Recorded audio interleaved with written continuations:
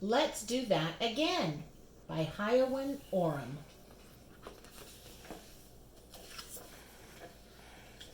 Mrs. Brown Mouse and Little Brown Mouse were walking in the woods. Mrs. Brown Mouse hid behind a tree and popped out with a loud boo. Little Brown Mouse jumped and then she laughed and laughed. "Let's do that again," she cried. Not now," said Mrs. Brown Mouse, "because right now it's time to go home." So they turned around to go home, and just when Mrs. Brown Mouse wasn't expecting it, Little Brown Mouse hid among the flowers and popped out with a loud boo. Mrs. Brown Mouse jumped, and then she and Little Brown Mouse laughed and laughed. "Let's do that again," cried Little Brown Mouse. Not now," said Mrs. Brown Mouse, carrying Little Brown Mouse high on her shoulders, "because right now it's time for dinner."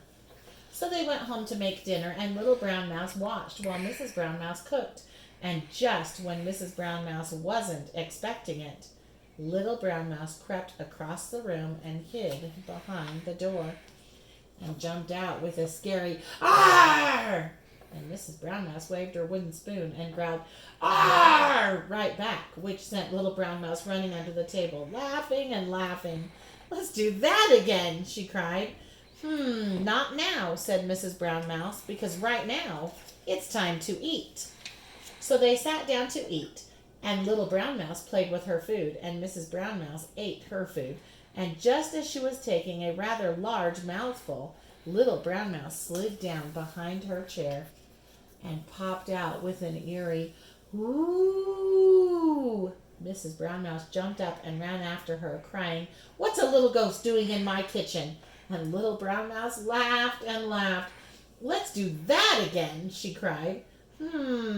Not now," said Mrs. Brown Mouse, "because right now it's time for your bath." So hand in hand, Mrs. Brown Mouse and Little Brown Mouse went upstairs, and Mrs. Brown Mouse prepared Little Brown Mouse's bath, and Little Brown Mouse got in.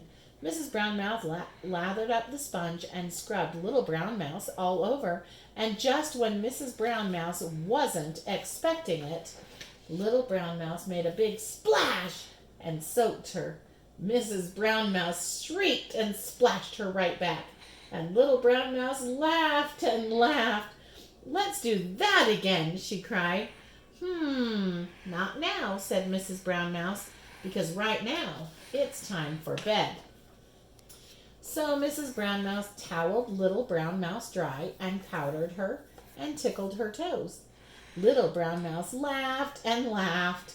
Then Mrs. Brown Mouse tickled her all the way up, from her chubby little toes to her furry little chin.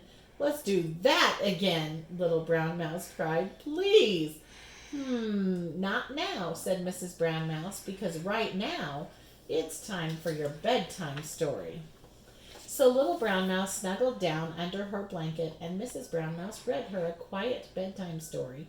And when it was finished, Mrs. Brown Mouse gave Little Brown Mouse a hug, and as Little Brown Mouse hugged her back, up the stairs crept Mr. Brown Mouse. "Boo!" he cried. Mrs. Brown Mouse and Little Brown Mouse jumped, then laughed and laughed. "Shall we do that again?" said Mr. Brown Mouse. "Oh no, not now," cried Little Brown Mouse, "because right now it's time for a great big good night hug." The end.